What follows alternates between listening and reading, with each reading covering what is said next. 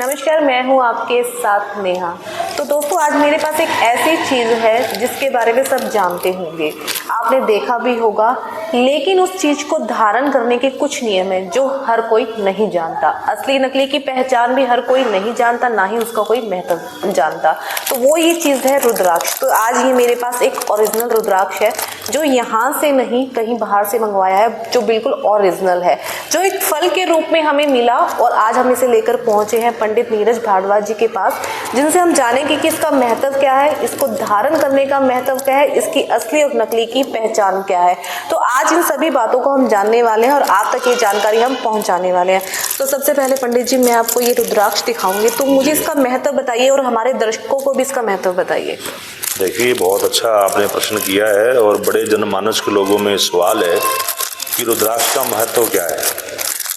और आपके आज के प्रोग्राम से बहुत लोगों को अपनी जिज्ञासाओं का आंसर मिल जाएगा।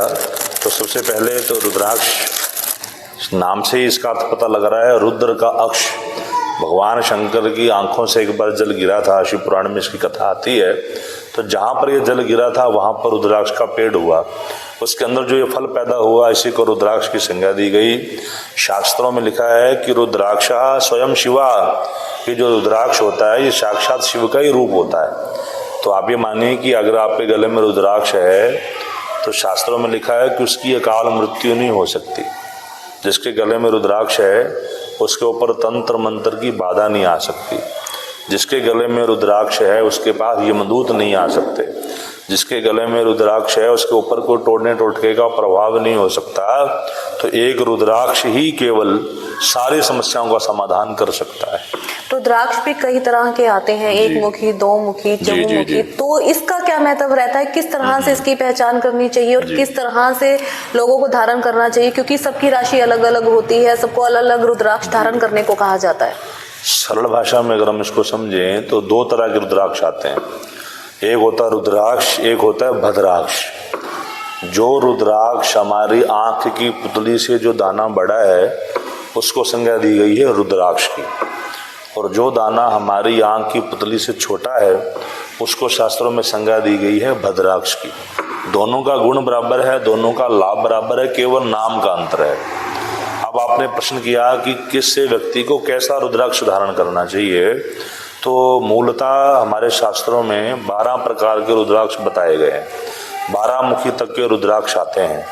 अब रुद्राक्ष की हमने पहचान कैसे करनी है, तो किसी भी रुद्राक्ष के दाने को अपनी आंखों के बिल्कुल सामने रखना है और उसके ऊपर जितनी धारियां बनी हैं, जैसे किन्नू हम देखते हैं, संतरा देखते हैं, उसके ऊपर अलग अलग फाड़ियां बनी होती हैं, ऐसे रुद्राक्ष के ऊपर एक धारियां लगी होती हैं। उन धारियों को अगर हम गिनेंगे तो उससे उसके मुख का पता लगेगा।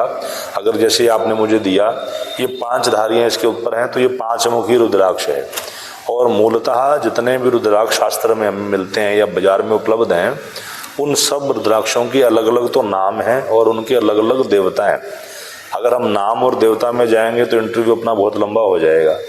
इसलिए मैं दर्शकों को ये बताना चाहता हूँ कि हमें कैसे पहचान करनी है कि रुद्राक्ष हमारा असली है। अब आप एक बात का ध्यान रखें कि जब भी आप रुद्राक्ष लें, इसको पानी की बाल्टी में रखें। अगर तो ये लकड़ी होगी तो लकड़ी पानी में डूबती नहीं है। तो लकड़ी अगर होगी, अगर आर्टिफिशियल बनाया होगा, नकली होगा, तो तैर करके ऊपर आ जाएगा। और अगर रुद्राक्ष असली होगा तो ये पानी की जड़ में नीचे बैठ जाएगा। ये बड़ी सरल विधि है इसको जांचने की। अब दूसरा प्रश्न ये है कि किस व्यक्ति को कौन सा रुद्राक्ष धारण करना चाहिए। तो शास्त्रों में 12 राशियां हैं, मेष से लेकर के मीन तक की 12 राशियां हैं। तो जिसकी जो राशि है, अगर किसी की सिंह राशि है तो वो 5वीं राशि है तो 5वें रुद्राक्ष पहन ले। जैसे आपका नाम नेहा है तो आपकी वृश्चिक राशि है तो आप 8 मुखी रुद्राक्ष पहन सकते हैं। जैसे मेरा नाम नीरज है, मेरी भी वृश्चिक राशि है, मेरे लिए भी 8 मुखी रुद्राक्ष है। किसी की मीन राशि है तो उसके लिए 12 मुखी रुद्राक्ष है। किसी की मेष राशि है उसके तो 1 मुखी रुद्राक्ष है। किसकी मिथुन राशि है तो उसके लिए 3 मुखी रुद्राक्ष है। जिसकी वृष राशि है उसके लिए 2 मुखी रुद्राक्ष है। जिसकी कर्क राशि है उसके लिए 4 मुखी रुद्राक्ष है। जिसकी कन्या राशि है उसके लिए 6 मुखी रुद्राक्ष है। जिसकी तुला राशि है उसके लिए 7 मुखी रुद्राक्ष है। जिसकी धनु राशि है उसके लिए 9 मुखी रुद्राक्ष है। जिसकी मकर राशि राशि है उसके लिए 10 मुखी रुद्राक्ष है, जिसकी कुंभ राशि है उसके लिए 11 मुखी रुद्राक्ष है, और जिसकी मीन राशि है उसके लिए 12 मुखी रुद्राक्ष है। तो अपनी राशि के अनुकूल हमको रुद्राक्ष धारण करना चाहिए। मार्केट में प्लास्टिक के रुद्राक्ष भी मिलते हैं और कई बार हमने देखा है कि कुछ लोग ऐसे भी रुद्राक्ष बांटते रहते हैं, तो उनको कैसे पहचान करें? जैसे कि अभी मेरी ही टीम मेंबर का एक सवाल भी था कि रुद्राक्ष की पहचान कैसे हो, और वो जैसे कि आपने बता भी दिया, मार्केट में कोई भी हमें रुद्राक्ष दे देता है या प्लास्टिक का जो रुद्राक्ष है उसको धारण करना चाहिए या नहीं? देखिए बहन जी, 2 तरह की बात है। आप बाजार में देखते हैं जितने भी हमारे योगी भाई घूम रहे हैं गलियों में, या जितने भी भिखारी घूम रहे हैं, जितने भी बाबा घूम रहे हैं, या जितने भी तांत्रिक घूम रहे हैं, ये लोगों को आशीर्वाद में रुद्राक्ष दे रहे हैं। तो अगर वो रुद्राक्ष 5 मुखी है, अगर आप पहले तो मैंने जैसे बताया कि हमें ये पता करना है कि वो कितने मुखी है। अगर वो 5 मुखी तक का है तो मोस्टली 5 मुखी रुद्राक्ष में नकली रुद्राक्ष आने की संभावना ना के बराबर होती है, क्योंकि जितने भी पेड़ हैं वो सबसे ज़्यादा 5 मुखी रुद्राक्ष ही उगाते हैं। उन रुद्राक्ष के पेड़, ऐसा नहीं है कि हर रुद्राक्ष के मुख के अनुसार उसके पेड़ हैं कि 1 मुखी का पेड़ अलग होगा, 5 मुखी का अलग होगा, 12 मुखी का अलग होगा, ऐसा नहीं है। एक ही पेड़ के ऊपर ये सारे रुद्राक्ष उगते हैं, जिसमें से सबसे ज़्यादा जो प्रोडक्शन होती है, जो उपज होती है, वो 5 मुखी रुद्राक्ष की ही होती है। तो 5 मुखी रुद्राक्ष अगर आपको दे रहा है तो वो लगभग 99% तो असली होने की उम्मीद रहती है। अगर वो 4 मुखी है, 10 मुखी है, 9 मुखी है, उसमें नकली आ सकता है। तो जितने भी बाबा घूम रहे हैं ये मोस्टली 5 मुखी रुद्राक्ष ही लोगों को दे रहे हैं। उनको लेने में बुराई नहीं है, श्रद्धापूर्वक उसको लेना चाहिए।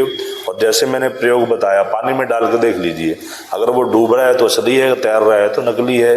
तो इस प्रकार जांच करके इसको धारण कर लेना चाहिए। भगवान शिव को भी रुद्राक्ष बहुत प्रिय होते हैं, उन पे भी रुद्राक्ष चढ़ाया जाता है, उसका क्या महत्व रहता है? देखिए, ये भगवान ही है। अगर इस रुद्राक्ष को हम नर्मदेश्वर शिवलिंग पर रख करके रुद्राभिषेक कर लेते हैं तो इसमें शक्तियां जो है समाहित हो जाती हैं।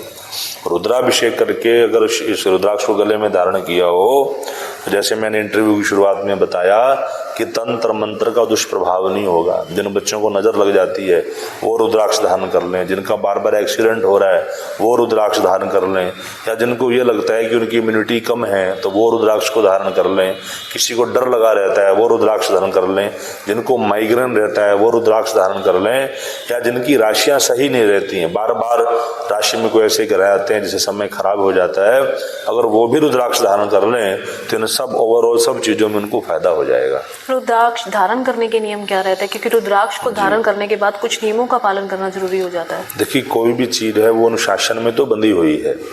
रुद्राक्ष जब भी धारण करना है तो ये ध्यान रखना है कि वो रुद्राक्ष हमारी नाभि से ऊपर हो। इतनी लंबी माला गले में मत धारण करें कि नाभि से नीचे चला जाए। नाभि से जितना ऊपर होगा हमारे गले तक, जितना रुद्राक्ष ऊंचा रहेगा उतना उसकी पवित्रता रहेगी और उतना उसका लाभ होगा। रुद्राक्ष का एक वैज्ञानिक कारण भी है। जब आप रुद्राक्ष देखेंगे तो इसके ऊपर हल्के हल्के डॉट बने होते हैं। जब इसको आप गले में धारण कर लेंगे तो गले में सबसे ज़्यादा वेन्स होती हैं, हमारी नाड़ियाँ होती हैं। इसकी माला को पहनने से हमारी उन मालाओं का नेचुरली तरीके से अपने आप एक्यूप्रेशर हो रहा है। जब वही मालाएं हमारे हार्ट के पास आती हैं, हार्ट का भी एक्यूप्रेशर करती हैं, गले का भी एक्यूप्रेशर करती हैं, तो जिनको सर्वाइकल रहता है वो रुद्राक्ष की माला जरूर धारण करें और प्रयास करें कि वो रुद्राक्ष कम से कम 1 बेर जितना मोटा दाना गले में धारण करें, पूरी माला धारण करें। तो जिन माताओं को, बहनों को, भाइयों को सर्वाइकल की दिक्कत रहती है उनको भी बड़ा लाभ होगा। तो रुद्राक्ष ला करके शिवलिंग पर रखना है। गाय का कच्चा दूध, दही, घी, शहद, चीनी, गंगाजल, गन्ने का रस, बिल्वपत्र चढ़ा करके धूप दीप आरती दे करके इस रुद्राक्ष को किसी भी सफ़ेद धागे में पहनना चाहिए पुरुषों के लिए।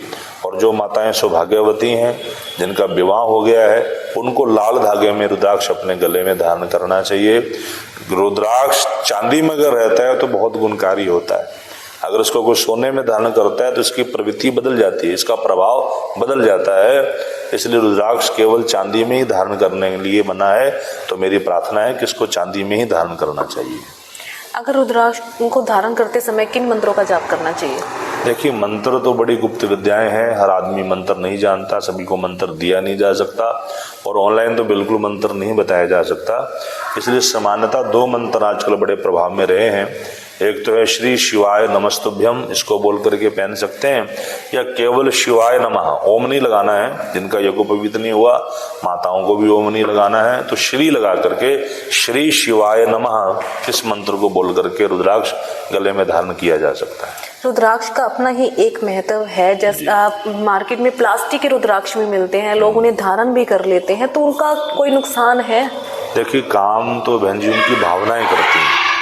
अगर किसी को रुद्राक्ष मान लीजिए नकली मिल गया या प्लास्टिक के मिल गया, वो रुद्राक्ष तो काम नहीं कर रहा, परंतु रुद्राक्ष पहनने से उनके अंदर जो सात्विकता का भाव बना, पॉजिटिविटी का भाव बना, वो जरूर काम करेगा। इसलिए रुद्राक्ष पहनना या रुद्राक्ष पहनने की कल्पना करने मात्र से भी कल्याण हो जाता है। रुद्राक्ष का पूजन किसी पंडित जी से करवाना चाहिए या खुद से भी कर सकते हैं? देखिए, दोनों बातें हैं। अगर आपको कोई ब्राह्मण उपलब्ध हो सकता है, मंदिर उपलब्ध हो सकता है, तो वहां जाकर के कराया जाए तो विधिवत हो सकता है, अदरवाइज आप खुद भी कर सकते हैं। जाना कि रुद्राक्ष को किस तरह से धारण किया जाता है और धारण करने के बाद इसका क्या असर होता है, किस तरह से नेगेटिविटी दूर होगी, किस तरह से हमारी बॉडी के लिए, हेल्थ के लिए अच्छा होगा, तंत्र मंत्र सब बाधाओं से हमें दूर रखता है रुद्राक्ष। तो ये थे रुद्राक्ष को धारण करने के नियम। इसी के साथ हमारे चैनल को लाइक, शेयर एंड सब्सक्राइब जरूर करिएगा। अगर वीडियो पसंद आए तो ये जानकारी आगे से आगे बढ़ाने की जरूर कोशिश करिएगा। बहुत बहुत धन्यवाद।